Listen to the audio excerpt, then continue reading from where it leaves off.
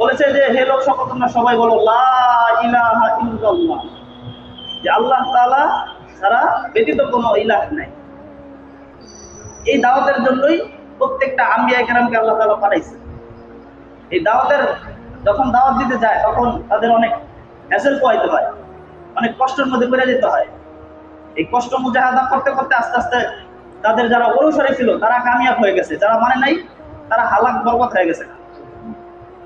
যেরকম অনেক নবীকে মাছের পেটে থাকতে হয়েছে, অনেক নবীকে আগুনে থাকতে হয়েছে। এমনকি আমরা হুজুর সাল্লাল্লাহু আলাইহি ওয়াসাল্লাম যে সকল নবীদের সম্রাট, উনিও অনেক কষ্ট মুজাহাদা করেছেন। এই দাওয়াতি মেহনত করতে দেয় উনি রক্তে রঞ্জিত হয়েছে। উহুদের ময়দানে তরবারির কড়া ভেঙে তার চোখের ভুরু এখানে ঢুকে গেছে। তায়েফে চলে গেছে দাওয়াতের জন্য, সেখানে নবীকে চিনে নাই। মাথাওয়ালা মানুষটা তারা বাচ্চাদেরকে বুঝাই দিছে যে মাজনুন, পাগল, নাউযুবিল্লাহ বলে। এই লোকটি কি পাগল, নাউযুবিল্লাহ এই বলে লালাই দিছে যে তোমরা সবাই একে পাথর মার। তো রক্তে রঞ্জিত হয়ে গেছেন। জিবরাইল আমিন চলে আসছেন যে আপনার এই কষ্ট দেখা আপনার প্রতিপালক থাকতে পারে নাই, আপনি কি চান? আপনি যদি চান এই মুহূর্তে যে এই তায়েফবাসীকে দুই পাহাড়ের মাঝখানে চাপা দিয়ে মেরে ফেলবো, তাও হবে।